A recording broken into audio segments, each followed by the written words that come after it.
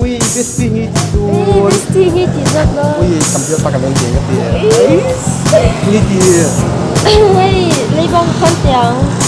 tu đi chơi đi thôi nó phải đâu chứ mô Việt Nam ai apa sak tu em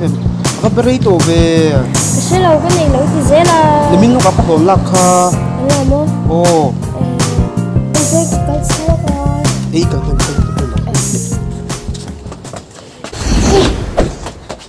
imo cái chỗ cái này là abum chế nè yang bùm lâu abum chiang sọc kỹ chế ý là lâu đi kha nếu mình alo cũng một bazar mà ăn đuổi tiêu tiêu một cái tiêu về là sum phăng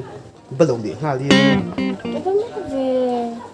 chú vắng chú mô thì là tụi bắt cái gì á idea cái này mô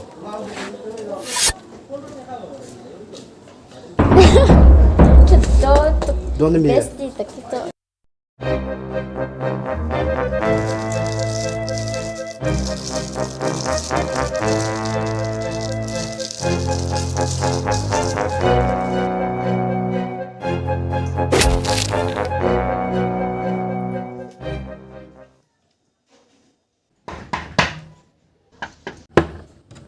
in ôm em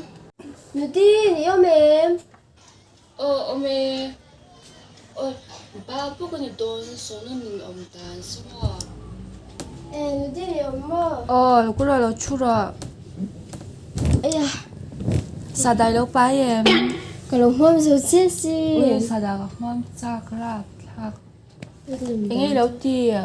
hey bây giờ em sẵn tay kinh cái tia cái răng cái ui tụi nó chỉ mà bây giờ cái này là có bro ra anh về chung hắn mà bây giờ anh bro cái xem cái lúa hạt nó tụt nu ôi lên số đó hay giá cho mình lúc bây giờ cái chuyện này lên đó giá chút tiền nó tụt ha giá cái tiền yes lấy số yes nhiều cái lo ở đây bắt câu là đi bật gì cái mong ó ở đây anh ấy cái phải phật mấy nghe chính yêu ông chị sẽ thêm bữa in là in tòa lầu men in tạ in tòa thu mấy rồi bây giờ cái lỡ tụi đóng cái này xia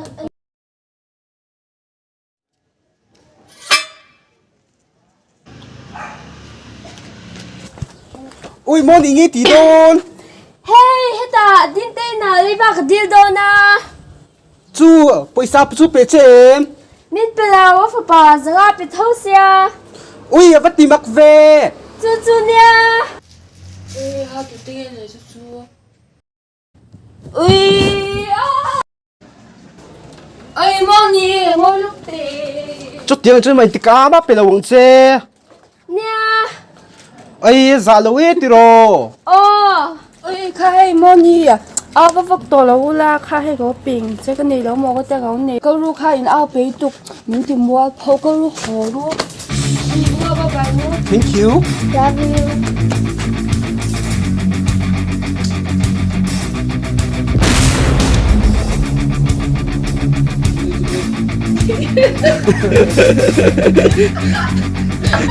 Đừng mà listen với người này vâng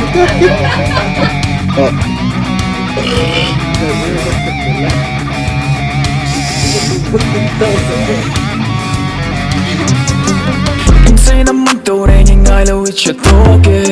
thu man ko bere im bele ni bo in it's okay class thang ko mo na caring I belong e bien ken chen ne po kana bere kai me